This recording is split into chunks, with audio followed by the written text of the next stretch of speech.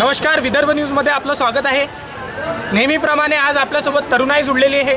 आज आपण बडनेरा मतदारसंघामधील बिजराल बियाणी या कॉलेजमध्ये आलेलो आहोत। आपल्यासोबत तरुणाई म्हणजेच की फर्स्ट टाइम वोटर जुळलेले आहेत। त्यांच्याकडून जाणून घेऊयात त्यांच्या मनात नेमकं काय चाललंय, या काही महत्त्वाच्या मुद्द्यांवर आपण त्यांच्याशी चर्चा साधणार आहोत। मला सांग, एक आमदार तुझ्या नजरेत कसा असला पाहिजे? एक आमदार असा असला पाहिजे ज्याने शैक्षणिक क्षेत्रात चांगली प्रगती केली पाहिजे। शैक्षणिक क्षेत्रात कुठलाही निर्णय असेल तो विद्यार्थ्यांच्या दिशेने असला पाहिजे, जेणेकरून विद्यार्थ्यांचं कुठल्याही प्रकारचं नुकसान नाही झालं पाहिजे। आणि सर्वात महत्त्वाचा विषय म्हणजे कॉलेजच्या समोर, कॉलेजच्या आजूबाजूला स्वच्छता, त्यानंतर सिक्युरिटी, ह्या सगळ्या गोष्टी असणं खूप गरजेचं आहे। स्वच्छता असणं गरजेचं आहे, याच्याकडे लक्ष दिलं पाहिजे आमदारानं, याचं असं म्हणणं आहे। तू काय सांगशील? ख्याल देना चाहिए। जो एजुकेशन सिस्टम है उस पर सबसे ज़्यादा ख्याल देना चाहिए, बिकॉज जो टाइम टेबल निकलते हैं वो बराबर फॉलो नहीं होते हैं, उसमें बहुत सारी मिस्टेक्स रहती हैं, तो वो बराबर उन्होंने फॉलो करना चाहिए। एंड बच्चों को उससे नुकसान भी होता, तो उन्होंने उतना प्रॉपरली ख्याल देना चाहिए। शिक्षण पद्धतीकडे यांनी लक्ष दिलं पाहिजे असं याचं म्हणणं आहे। तू काय सांगशील? सगळ्यांना घेऊन चाललं पाहिजे, पहिली गोष्ट। आणखी तुला काय वाटते, काही बदल झाले पाहिजे? एक आमदार काय करू शकतो विद्यार्थ्यांच्या बाबतीत? स्वच्छतेच्या त्याच्यात बदल करू शकतो पहिली गोष्ट तर, आणि एक एज्युकेशन फील्ड आहे त्याच्यामध्ये स्कॉलरशिपकडे लक्ष दिलं पाहिजे। तू काय सांगतो? पण स्कॉलरशिप्सकडे जे म्हणजे खूप चांगले स्टुडंट्स आहेत जे खूप काही करू शकतात, आपण त्यांचं ऐकत नसते, त्यांच्यासाठी काहीतरी करायला पाहिजे। योग्य उमेदवार कसा असला पाहिजे? एक आमदारामध्ये काय असलं पाहिजे जेणेकरून तो लीडरशिप आणखी त्यांनी सगळ्यांचा विचार केला पाहिजे सगळ्यांना, आणि सगळ्यांचे स्वभाव जाणून म्हणजे त्यांनी रिॲक्ट केलं पाहिजे, डिसिजन व्यवस्थित घेतलं पाहिजे, योग्य डिसिजन घेतलं पाहिजे असं याचं म्हणणं आहे। मीला सहमत आहे? बरोबर। तुला काय वाटते, आणखी एक आमदार काय करू शकतो विद्यार्थ्यांच्या बाबतीत? सबसे पहले तो जैसे एक आमदार बनता है, तो जैसे कि अपन देखते हैं कि अगर कोई आमदार बनता है तो स्टूडेंट से कभी इंटरेक्ट नहीं करते। बहुत कम लोग आमदार है जो स्टूडेंट से कभी इंटरेक्ट करते हैं, कॉलेजेस में विजिट देते हैं। वो लोग अगर कॉलेज में विजिट करते तो सिर्फ गैदरिंग के वो विजिट करते हैं, ऐसा कभी रैंडम विजिट नहीं करेंगे, या फिर कभी कोई कॉलेज में जाएंगे नहीं, या फिर स्टूडेंट का एक सम्मेलन नहीं लेंगे कि भाई तुमको क्या प्रॉब्लम्स है यूनिवर्सिटी के बदल या फिर कॉलेज के बदल, ये कभी शेयर नहीं करता। उनको लगता है कि हमारा स्टूडेंट का वोट कुछ है नहीं, वो लोग सिर्फ जो हमारे एजेड है 25 के ऊपर उनको ही वोट मांगे जाते हैं, हमारे तब कभी आती है। और उनको समझना चाहिए कि एक यूथ ही है जो उनको कोई डायरेक्शन दे सकती। अगर हम लोग वोट देना बंद कर दें तो समझो कि पॉलिटिकल इशू तो रहेंगे ही नहीं, पॉलिटिक्स ही नहीं। बरं, मला तू सांग, एक आमदार विद्यार्थ्यांच्या बाबतीत काय मदत करू? त्यांनी रुरल एरियाजमध्ये लायब्ररीज वगैरे ओपन करायला हव्यात, म्हणजे ज्यामुळे जे गरीब वगैरे विद्यार्थी असतात त्यांना अभ्यास करायला मदत होईल। तसेच चांगले प्रोग्राम्स अरेंज करतात, त्याला पासेस वगैरे असतात, फीज असतात, तर त्यांनी ते काढून टाकायला हव्यात, कारण गरीब विद्यार्थी ते पासेस घेऊ शकत नाही त्यामुळे। बरं, तुला वाटते का आपल्या देशात गरीबातला गरीब विद्यार्थी चांगलं शिक्षण घेऊ शकतो? नाही, का? कारण प्रत्येक कॉलेजच्या फीज वेगळ्या असतात। कोणत्याही कॉलेजला जायचं तर इतक्या फीज भरावं लागतात, आणि प्रत्येक विद्यार्थ्यांसाठी ते पॉसिबल नाही आहे। आणि आजकाल खूप खर्च वाढला आहे शिक्षणाचा, आणि प्रत्येकजण ते पुस्तकं वगैरे विकत घेऊ शकत नाही, त्यामुळे त्यांनी थोडं पुस्तकांची वगैरे मदत करायला हवी। कोणी जर कॉम्पिटिटिव्ह देत असेल त्यांनाही हेल्प करायला पाहिजे। पुस्तकांचे पैसे कमी, किंमत कमी केली पाहिजे असं हिचं म्हणणं आहे। तू काय सांगतो? तेच पुस्तकाचं पहिलं तर म्हणजे जी रेट आहे ती कमी केली पाहिजे, त्यानुसार म्हणजे कसे जे खेडेगावातले जे विद्यार्थी आहेत ते तर पहिली गोष्ट की तिने जी मांडलेली लायब्ररी उघडलीच पाहिजे, कारण की ते जसं इथे आपण खूप म्हणजे ते लोक जास्त म्हणजे शिकू नाही शकत, ते रुरल असल्यामुळे ते जास्त शिकू नाही शकत। अर्बनमध्ये असा काही प्रॉब्लेम येते, पण रुरलमध्ये असा काही प्रॉब्लेम येतो, तर मला असं वाटतं लायब्ररी। तू काय सांगतो? म्हणजे जे लोक म्हणजे रुरल एरियामध्ये राहतात त्यांच्यापर्यंत खूप सर्व गोष्टी पोचलेल्या नसतात, ते अर्बन एरियापर्यंतच मर्यादित असतात, त्या त्यांच्यापर्यंत पोचलेल्या पाहिजे, आणि जर शैक्षणिक बाबतीतल्या सर्व गोष्टी त्यांच्यापर्यंत गेल्या पाहिजे। आणि रस्त्यावरील जे खड्डे वगैरे आहे याच्यातही बदल झाले पाहिजे, त्यावरही लक्ष दिलं पाहिजे। विधानसभा निवडणूक म्हणजे स्थानिक मुद्दे, स्थानिक प्रश्न ह्या सगळ्या गोष्टींकडे. पण आता जर तुम्ही कॅम्पेनिंग जर बघितली प्रत्येक उमेदवाराची, तर एकाही उमेदवाराच्या ह्याच्यात ना स्टुडंटचं नाव आहे, ना स्थानिक मुद्द्यावर कोणी बोलत आहे, सगळं देशपातळीचा विचार करत आहे. लोकसभेच्या निवडणुकी प्रचाराचे जे मुद्दे आहेत ते तुम्ही विधानसभेत यूज करू शकत नाही. तुम्ही स्थानिक पातळीवर निवडणूक लढत आहे, तुमच्या स्थानिकांचे लोकांचे तुम्हाला मुद्दे मांडावे लागतील, स्थानिक विद्यार्थ्यांचे मुद्दे मांडावे लागतील. अमरावती शहर हे शैक्षणिक क्षेत्रात सर्वात मोठं मानले जाते विदर्भ क्षेत्रात. त्यामुळे त्यांचं एवढं काम आहे की पहिले विद्यार्थ्यांचे प्रॉब्लेम सॉर्ट आउट करणं, स्थानिक पातळीचे प्रॉब्लेम सॉर्ट आउट करणं. पण त्याच्याबद्दल एकाही कॅम्पेनिंगमध्ये कुठंच काही बोलल्या जात नाही. तिथे सगळे तुम्हाला यूथला भटकवण्याचं काम करत आहे ना 370. काहीच अर्थ नाही. तुम्ही स्थानिक मुद्दे तुम्ही अमरावती मतदारसंघातून तिथे 370चा काय संबंध आला? काहीच संबंध नाही. तर इथे राजकारण न करता इथे जर तुम्ही स्थानिक मुद्द्यावर बोलले आणि लोकांसमोर जर ते तुमचे मुद्दे मांडले तर मला वाटतं ते बेटर राहते. तुला माहिती आहे का, महाराष्ट्रामध्ये यवतमाळ जिल्हा हा शेतकऱ्यांच्या आत्महत्याचा जिल्हा म्हणून ओळखतो, जिथे सर्वात जास्त शेतकऱ्यांची आत्महत्या. हो, ते तर माहितीच आहे. यवतमाळ जिल्ह्यामध्ये सगळ्यात जास्त शेतकऱ्यांची आत्महत्या होते. परंतु जे आमदार साहेब आहेत त्यांना शेतकऱ्यांच्या समस्या ओळखून घ्यायला पाहिजे आणि त्यांच्यावर म्हणजे त्यांचे सगळे समस्या ओळखून घेतल्या पाहिजेत. त्यांच्या समस्या ओळखून घेतल्या पाहिजे. दादांनी म्हटलं होतं की सगळे आमदार जे आहे ते त्याच्याबद्दलच बोलत आहे, पण कोणी पण युवा व त्यांच्या समस्या काय ते जाणून घेत नाही. तर मला हे म्हणायचं आहे की तेच जे आमदार आहेत ते पहिले येतात इलेक्शनच्या पहिले आणि म्हणतात की आम्ही युवांना सपोर्ट करतो, युवांना या फॅसिलिटीज देऊ, या पण ऑपॉर्च्युनिटीज आणून देऊ.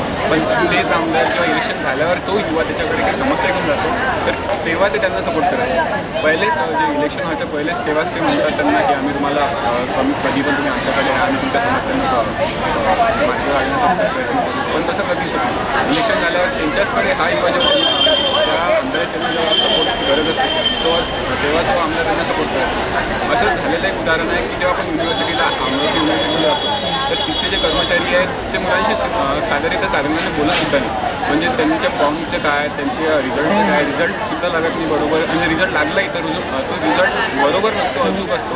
कॉलेजमध्ये झालेल्या घटना असतात की रिझल्ट काही नेटवर किंवा डिस्प्ले वेगळा होतो आणि मार्कशीटवर काही वेगळा देतो. त्यामुळे त्या विद्यार्थ्याला नुकसान होते. सोबतच त्याच्या घरच्यांचं पण त्याच्यावर प्रेशर वाढत जातं की हे असं कसं झालं किंवा त्या समस्या ज्या आहेत ते त्या आमदारांनी समजून घेतल्या पाहिजे. आणि युवा जेव्हा ते भाषण करतात की आम्ही युवांना असं करतो तर त्या गोष्टी वाढलं. काही वेळेत असं सुद्धा होते की विद्यार्थी नापास नसतो, त्याला युनिव्हर्सिटी फेल करते, म्हणजेच की त्याला रिचेकिंगला टाकावं लागतं. रिचेकिंगमध्ये तो पास होतो. तुला वाटत नाही का त्याचं नुकसान कुठेतरी होते जेव्हा त्याची चूक नसते तरी? खूप जास्त होते. त्यामागे कारण पण असे असतात की काही जे कर्मचारी पेपर्स चेक करतात ते बरोबर करत नाही. म्हणजे फक्त पेपर्स आपल्याला काम दिलं आहे की पेपर्स चेक करायचे म्हणून ते करत राहतात. झालेल्या गोष्टी असतात की पेपर्स विद्यार्थी 60 मार्क्सचा पेपर लिहितो आणि त्याला 2-3 मार्क्स मिळतात. पण जेव्हा तो रिचेकिंगला टाकतो तर एखाद्या जबाबदार कर्मचाऱ्याकडे पेपर गेला तर तो बरोबर चेक करतो, तो विद्यार्थी पास होतो. पण जर बेजबाबदार व्यक्तीकडे तो पेपर गेला तर त्या विद्यार्थ्याचं वर्षसुद्धा वाया जाऊ शकते, नुकसान होते, त्याचं संबंध आयुष्य डोक्यात. मित्र, मला तू सांग, आपल्या इकडे सुशिक्षित बेरोजगार दिसून येतात, त्यासाठी तू कोणाला कारणीभूत करत? बरोबर आहे की आपल्या इथे सुशिक्षित बेरोजगार दिसतात, पण यासाठी फक्त गव्हर्नमेंटने कारणीभूत आहे असं मी मान्य करतो. कारण की सुशिक्षित बेरोजगार आपण विचार केला सध्या अमरावती जिल्ह्याचा, आपल्या अमरावती जिल्ह्यात मॅक्झिमम जवळपास खूप सारे कॉलेजेस आहेत जिथे खूप सारे विद्यार्थी शिकत आहेत. पण ते शिकत आहे पण त्यांना माहिती नाही की पुढे जाऊन काय करायचं. त्यांच्या विचारांमध्ये ती कल्पना आहेच नाही की आपल्याला पुढं काय करतं, आपण हे शिकत केलं की मला असं वाटतं की आता पुढे चालून 2-3 वर्षात म्हणजे सध्याच्या कंडिशनला की जे शिकत आहे आपण ते त्यांना माहीतच नाही आपण पुढे काय करणार आहे. आणि त्यामुळं शिक्षित बेरोजगार हे असे निर्माण झालेले आहे. जर मला असं वाटते की माझ्या बोलण्यातून गव्हर्नमेंट किंवा आपल्या नेत्यांपर्यंत एक महत्त्वाचं पोचलं पाहिजे की त्यांच्या राज्यामध्ये त्यांच्या प्रदेशामध्ये किती विद्यार्थी हे बेरोजगार आहेत, किती विद्यार्थी शिकत आहेत, त्यांचा भविष्याचा विचार कशा पद्धतीने करू शकतो. आजचा तरुण हा फक्त एका टपरीपर्यंत म्हणजे एखाद्या संघटनेपर्यंत एकवटला चाललेला आहे. आणि आपल्याला एखादा मोठा विचार घडवणं, एखादी मोठी संघटना घडवण्यासाठी आपल्या एक तरुण एकत्र येत नाही. त्यासाठी आपल्या नेत्यांनी हा विचार करायला पाहिजे की आपला तरुण हा कुठल्या दिशेने विचार करतो, भविष्याबद्दल त्यांच्या भविष्याबद्दल हा विचार त्यांना महत्त्वाचा ठरेल हा खूप मोठा प्रश्न आहे. जर आपण विचार केला तर बाकीच्या देशांपेक्षा आपल्या एज्युकेशन सिस्टीम खूपच वेगळी आहे. ठीक आहे, आपण एज्युकेशन सिस्टीमला सध्या तरी दोष नाही देऊ शकत, तरी पण आपल्याला एज्युकेशन सिस्टीममध्ये काय काय बदल होता येईल, आपल्या तरुणांसाठी आपण कोणत्या नवीन गोष्टी उपलब्ध करू शकतो. खेड्यातल्या तरुण खूप मागे आहे, शहरातल्या तरुण पुढे जात आहे. आणि शहरातल्या तरुणांना जे बेसिक नॉलेज असते किंवा जे काही म्हणजे असं याचा अर्थ असा नाही की ग्रामीण लोकांना काय बेसिक नॉलेज नाही, त्यांना नॉलेज आहे पण त्यांना असं स्टेज मिळणार नाही, त्यांना उपलब्धता मिळणार नाही, त्यांना अशा नवीन गोष्टी बघायला मिळणार नाही. त्यासाठी आपल्या नेते लोकांनी यावर विचार केला. बरं, मला तू सांग, एक आमदार शेतकऱ्याच्या बाबत काय मदत करतो? मला असं वाटते की शेतकऱ्यांचं नुकसान झाल्यावर ते पिकाची भरपाई देतात, पण पिकाची भरपाई त्यांनी पीक विमे काढले त्यासाठी पण त्यांना पैसे द्यावे लागतात. म्हणजे 1000 2000 ते पिकाचे फॉर्म भरायसाठी त्यांना तेवढे पैसे द्यायचे आणि नंतर मग भेटतील किती 2-3 हजार. म्हणजे आपले अर्धे पैसे जातात आणि त्यानंतर थोडेसेच भेटतात. तसेच शेतकऱ्यांची आत्महत्या, मला गर्व आहे की मी यवतमाळ जिल्ह्याची आहे, पण मला एक खंतही वाटते की ते जिल्हा एक आत्महत्याग्रस्त शेतकऱ्यांचं म्हणून ओळखले जाते. तसंच मला असं वाटतं की शेतकऱ्यांचं म्हणजे आमदार लोकांनी थोडं लक्ष द्यायला पाहिजे की म्हणजे पीक होत आहेत की नाही होत आहे. शेतकऱ्यांच्या शेतात जाऊन त्यांची शेताची पडताळणी करायला हवी आणि जास्त पीक होणाऱ्या लोकांना पण. बरं, मला तू सांग, काय कारण असू शकते की यवतमाळ जिल्ह्यात शेतकरी भारी संख्येत आत्महत्या करतो?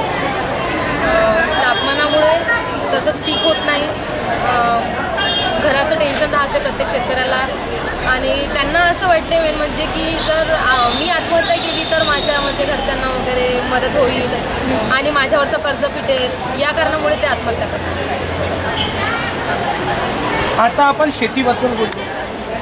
ज्यांच्याकडे शेतीसुद्धा नहीं त्यांच्यासाठी एक आमदार काय करू शकतो? जिनके पास खेत है वो तो खेती कर लेंगे, या फिर अगर जिस किसान के पास खेती है तो आगे पीछे वो खेती को और भी कुछ उपयोग में ले सकते हैं. लेकिन जिनके पास कुछ भी नहीं है, ना खुद का घर है, वो के पास कोई चारा नहीं है, ना ही कोई जॉब्स है, they will not do anything because of sometimes they are also doing some वो लोग फिर खुद भी आत्महत्या करने पर आ जाते हैं और जॉब अपॉर्चुनिटीज़ नहीं होने के कारण मतलब मैं सीधा बोलती हूँ कि हमें एक आमदार को हमारे लिए कुछ जॉब ढूंढ के देना चाहिए. ते शेतकऱ्यांबद्दल बोलतो. मलाही तेच की आता जसं पूर्ण वर्षभर तो शेतकरी कष्ट करतो, पीक उगवतो, पण त्या पिकाला हवे तसे भावच मिळत नाही. एकदा तो सगळे पैसे त्या बियाणांमध्ये, त्या फवारणीमध्ये सगळं खर्च करतो आणि जेव्हा तो ते मार्केटमध्ये टाकतो त्याला भावच मिळत नाही. मग त्याचे भाव पण वाढायला पाहिजे. मागल्या वर्षी पण कापसाला, सोयाबीनाला भावच नव्हते आणि जितके पैसे खर्च झाले त्याहून दुप्पट म्हणजे जितके मिळायला पाहिजे तेवढे मिळतच नाही जेवढी त्याला अपेक्षा असते. त्याच्यामुळे बरेच लोक म्हणजे आत्महत्या, त्यांच्याकडे काही पर्यायच नसतो ना, मग त्यांना करावंच लागतं आणि वरून दुष्काळ आणि शेतकऱ्याकडे काहीच पर्याय नसतो हिचं असं म्हणणं. एक मुलगा कमविण्याच्या दृष्टीने आपल्या शहरातून दुसऱ्या शहरात जातो, त्याला कितीतरी त्रास सहन करावा लागतो. तुला वाटत नाही का हे कुठंतरी चुकीचं होतं? मला नाही वाटत ते चुकीचं आहे, कारण त्याच्या शहरात जर एम्प्लॉयमेंट नसेलच तर मग तो काय करणार? त्याला पण त्याच्या फॅमिलीकडे बघावं लागतं, त्याला पण पैसे कमवायचे असतात, मग त्याला जावंच लागतं आणि त्याच्यासाठी मग एम्प्लॉयमेंट अवेलेबल करून द्या. चांगले मुलं शिकायलासुद्धा बाहेर जातात तर त्यांच्यासाठी चांगले कॉलेजेस, मग चांगले कॅम्पस आणि मग इंटर्नशिप्स आणि मग जॉब्स. तर जर कॉलेजेस आणि यांनी सगळं अवेलेबल करून दिलं म्हणजे जरा तरी काहीतरी म्हणजे करून एम्प्लॉयमेंट जास्त अवेलेबल करून दिली तर नक्कीच ते नाहीच जाणार ना. बरोबर. बरं, तुला वाटते का तुझी आता डिग्री कंप्लीट झाली, तुला तुझ्या शहरात जॉब भेटेल? नाही वाटत, कारण मिळू पण शकतो पण मे बी डेव्हलप कंपनीज नाही आहे ना. मी बायोटेक्नॉलॉजी शिकते, BSc बायोटेक्नॉलॉजी. खूप कमी कंपनीज आहे आणि अमरावतीमध्ये तर मला नाही वाटत की मला जसा हवा तसा जॉब मिळेल. मग मला नाही, काही पर्यायच नाही, मला जायलाच मग लागेल. तुला मोठ्या सिटीत जावं लागते, मुंबई पुणे यासाठी. हो. येत्या काही दिवसात आपल्याला आपल्या देशात आर्थिक मंदी दिसून आली, त्यासाठी तू कोणाला कारणीभूत करू? मुझे लगता है कि आर्थिक मंदी ये हमारे देश के जो व्यापारी हैं उन लोगों के कारण है, जो प्रोडक्शन तो कर रहे हैं पर उसको मार्केट में प्रोडक्ट नहीं लेके आ रहे हैं, उसकी वजह से मंदी हो रही है, और थोड़ा बहुत GST के कारण भी ये सब प्रॉब्लम है. जो पिछली सरकार थी उन्होंने काम अच्छा किया है आपको लगता है? मुझे लगता है पिछली सरकार के कारण ही इतना पेंडिंग काम पड़ा है कि ये सब प्रॉब्लम्स सामने आ रहे हैं. मला जर आमदार मिळायची संधी मिळेल, सर्वात पहिले जे आपण प्रपोज करतो, म्हणजे आपण जे इलेक्शनच्या पहिले जाऊन बोलतो की आम्ही तुमच्यासाठी असं करू तसं करू, युवाकडे जातो तिथे त्यांना म्हणतो की तुम्ही तुमच्यासाठी एवढ्या जॉब्स इथे आणू, एवढ्या तुम्हाला जॉब घेऊ, तुम्हाला नोकरी देऊ, असं करू. पण नंतर जेव्हा ते येतात त्यांना सपोर्ट ते आमदार करत नाही. तर मी सर्वात पहिले हा प्रयत्न करेल की जे माझ्याकडे येत आहेत स्वतःहून त्यांचा प्रश्न सोडवायचा प्रयत्न करेल. बिकॉज पहिले आपण गेल्यापेक्षा जे स्वतःहून आपल्याकडे येतात त्यांची जर आपण प्रश्न सोडून नाही घेतले तर आपण ज्यांच्याकडे जाऊ ते तर आपण ऐकणारच नाही. म्हणून जे पहिले आपल्याकडे येतात त्यांचे ऐकून घेऊ, त्यांचे प्रश्न सोडवण्याचा प्रयत्न करेल. मग नंतर जे दुसऱ्या गावावरून येतात की म्हणजे आता अमरावती आहे, तर अमरावतीच्या आजूबाजूला जेवढे खेडेगाव वगैरे आहेत तिथे जर मुलं इथे शिकायला येतात तर त्यांना कोणते प्रॉब्लेम्स इथे फेस करायला लागतात, त्यांच्या अकोमोडेशनचा, त्यांचा राहण्याचा, त्यांचा खाण्याचा किंवा कोणत्या पण आर्थिक परिस्थिती, तर त्यांना आपण कोणत्या प्रकारे सहाय्य करू शकतो हे मी बघेल. व सोबतच जे युवा वर्ग असतो त्यांना प्रोत्साहन देईल की म्हणजे शिकायला 3 वर्ष आपण शिकायला सांगतात की शिका, असं करा तसं करा, त्याच्यानंतर जॉब मिळेल. पण जर आपण फर्स्ट इयर म्हणजे पहिल्या वर्षापासूनच त्यांना सांगितलं की तुम्ही 3 वर्ष जर एवढ्या याच्यात तुम्ही क्रायटेरियात आले तरच तुम्हाला तेवढे जॉब मिळेल, तर मुलं आपोआप शिकायला सुरुवात करतात असं मला वाटतं. जैसा कि राहुल ने बोला वो सही बोला, लेकिन जैसे हिसाब से अपने जैसे कॉन्स्टिट्यूशन में अपने जैसे कोई सेंट्रल गवर्नमेंट, स्टेट गवर्नमेंट फिर ऐसा बांटा हुआ है. उसके बाद में भी आमदार का काम है कि आमदार नगर सेवक देता है, तो नगर सेवक एक बार चुनने के बाद नगर सेवक सिर्फ बैठने का काम करते हैं, कुछ काम नहीं करते वो लोग. मेरे हिसाब से जैसे ये लोग नगर सेवक के लिए जैसे कि नगर सेवक के अंदर इन्होंने किया दिन के अंदर सिर्फ कुछ घर या कुछ आते, लेकिन कॉलेज में वगैरह कुछ नहीं आता. जैसे कॉलेज में भी इलेक्शंस होते जैसे GS चूज़ करते, तो मेरे हिसाब से आमदार एक मैं अगर बना तो मैं सब कॉलेज के GS से आज मीटिंग लूँगा, उनको पूछूंगा तुम्हें कॉलेज में क्या प्रॉब्लम है, यूनिवर्सिटीज़ में क्या प्रॉब्लम है, वो सब सॉर्ट करने के लिए. वो लोग एज अ स्टूडेंट लेवल पे कोई काम नहीं करते, आमदार होते, तो स्टूडेंट लेवल पे काम करना चाहिए. आमदार मी जर माझं जर असं स्वप्न असेल की मी आमदार झालो ठीक आहे, तर माझं असं मत आहे की मी सर्वसामान्यांचे जे प्रॉब्लेम्स आहेत म्हणजे गरिबांपासून ते विद्यार्थ्यांपर्यंत यांचे जे सर्वसामान्य प्रॉब्लेम आहे यावर पहिले सर्वात पहिल्यांदा विचार करेल. म्हणजे सरकारी काम कोणत्याही सामान्य व्यक्तीला विचारलं की सरकारी काम, तर त्याला असं बघितल्यावर त्याला सरकारी काम म्हटल्यावर त्याला असा त्याच्या मनात विचार येतो की हे काम म्हणजे खूप कंटाळवाणं काम आहे, खूप लंबी प्रोसेस आहे, यामध्ये आपल्याला खूप त्रास होईल, ते म्हणून त्यामध्ये येण्याचा प्रयत्नच करत नाही. त्यामुळे सर्वात पहिले आपल्याला ही मेंटॅलिटी बदलायची गरज आहे. कारण की सरकार कशासाठी बनलं असते की ते आपल्या प्रत्येकाचं आपलं काम झालं पाहिजे, प्रॉपरली काम झालं पाहिजे. बाहेरच्या देशांची विचार केला तर बाहेरच्या आपल्या देशाच्या सरकारी कामापेक्षा बाहेरच्या देशातले जास्त सरकारी काम खूप पॉवरफुली होतात आणि त्या जर तसा विचार केला तर आपल्या देशाची लोकशाही सर्वात श्रेष्ठ मानल्या जाते बाकीच्या देशात. तरीही आपल्या देशातली सरकारी कामाला 10-10, 15-15 वर्ष लागले जातात. तर सर्वात पहिले जर सरकारी काम करण्यासाठी लोकांची मानसिकता बनली पाहिजे. लोकांना त्यामध्ये कंटाळवाणं वाटू नये यासाठी मी त्यांचे काम लवकरात लवकर करण्याचा प्रयत्न केला.